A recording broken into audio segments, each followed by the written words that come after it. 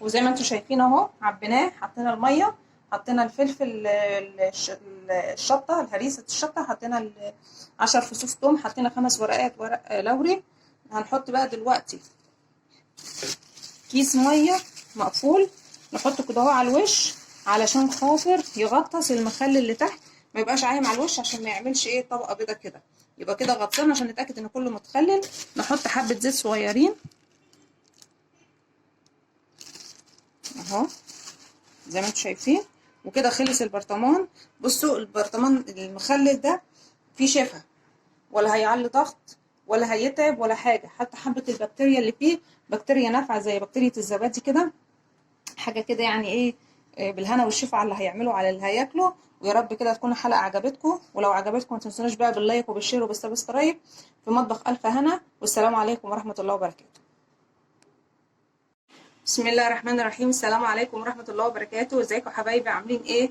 يا رب تكونوا بخير وفي احسن حال. انا النهارده طبعا اول ما هتشوفوها هتتخضوا، تقولوا دي جايه تبيع لنا خضار ولا ايه؟ لا، انا مش جايه ابيع خضار، انا جايه اعمل لكم مخلل، حبه مخلل بقى، يعني هتعملوا زيهم وهتدعوا لي عليهم ان شاء الله لما تتعلموا الوصفه وتعملوا زيهم. طبعا احنا معانا المخلل اللي احنا هنعمله مشكل، بصل، جزر، خيار، فلفل. اول حاجه بنعملها، طبعا احنا هنجيب المخلل، لما تيجي تجيب الخياره هات الخياره الصغيره. الصغيره بتكون ناشفه وما بتكونش فيها ميه، فبالتالي مش هتتهري منك، تبقى حلوه. عكس الكبيره قوي دي اللي هي بتحس انها عامله طريه كده، بتحس انها بتطرى من جوه وكده. طبعا احنا اول حاجه بنعملها اللي احنا بنفضي البصل، وهنفضي عليه ميه سخنه مغليه ونسيبها تبرد خالص قبل ما نقشره. وعلى ما نغسل الحاجات التانية بقى زي ما انتم شايفين كده، نفضي عليه ميه سخنه ونسيبها لحد ما تبرد.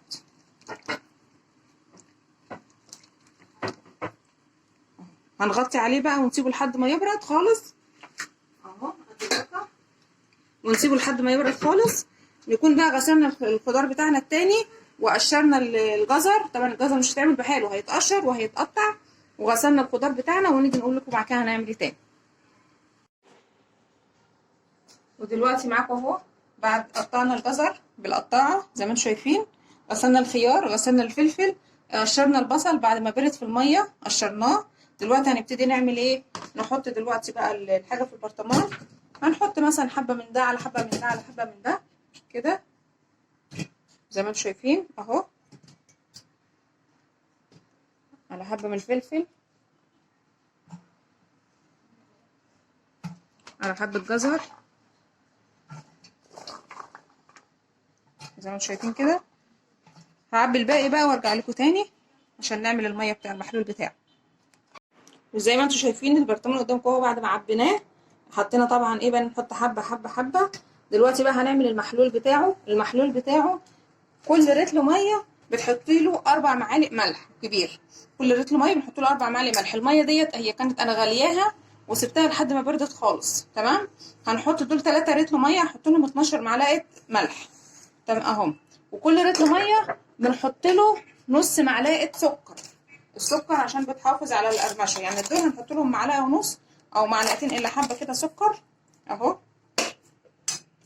هنقلب بقى المحلول ده كويس، ندوبه جامد كويس. ولازم يكون الملح خشن علشان خاطر الملح الناعم مش هيبقى، يعني مش هيبقى زي يعني الملح الخشن هيديكوا نتيجه احلى من الملح الناعم في الحدق وكده. عشان طبعا المخلل لو الملح بتاعه او المحلول بتاعه دلع الحاجه هتبوظ منك، فلازم تكوني ظبطه الملح بتاعه، دي اهم حاجه في عمايل المخلل. طبعا واحنا بندوبه كده هنحط هنا اهو 10 فصوص توم اهو. التوم طبعا مش بس ماده حافظه، لا كمان لما بيتملح بيبقى شكله حلو. نرجع ندوب تاني. هدوب دلوقتي، احنا خلاص دوبنا الملح اهو في الميه. قبل ما نحطه بقى هنحط 4 معالق من شطه الهريسه دي،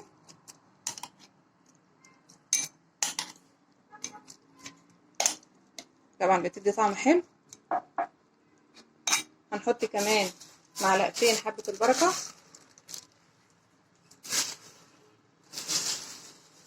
اهو زي ما انتم شايفين. لو عندك كرفس حطي، الكرفس برضو حلو جدا وبيدي طعم حلو للمخلل، بس انا للاسف مش عندي.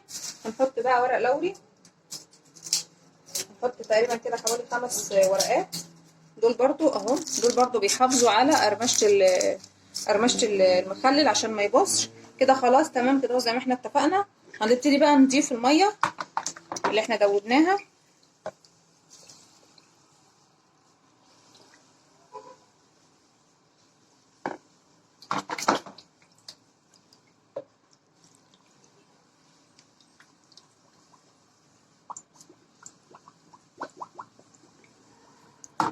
هخلص بقى انا اضفت المية بقى وارجع لكم تاني. وزي ما انتم شايفين اهو، عبيناه، حطينا المية، حطينا الفلفل، الشطة، هريسة الشطة، حطينا 10 فصوص توم، حطينا 5 ورقات ورق لوري. هنحط بقى دلوقتي كيس مية مقفول، نحطه كده اهو على الوش علشان خاطر يغطس المخلل اللي تحت، ما يبقاش عايم على الوش عشان ما يعملش ايه طبقة بيضة كده. يبقى كده غطينا عشان نتأكد ان كله متخلل. نحط حبة زيت صغيرين اهو زي ما انتم شايفين. وكده خلص البرطمان. بصوا البرطمان المخلل ده فيه شفا، ولا هيعلي ضغط ولا هيتعب ولا حاجة. حتى حبة البكتيريا اللي فيه بكتيريا نافعة زي بكتيريا الزبادي كده، حاجة كده يعني ايه. بالهنا والشفا على اللي هيعمله على اللي هياكله. ويا رب كده تكون الحلقة عجبتكم، ولو عجبتكم ما تنسوناش بقى باللايك وبالشير وبالسبسكرايب. في مطبخ ألف هنا، والسلام عليكم ورحمة الله وبركاته.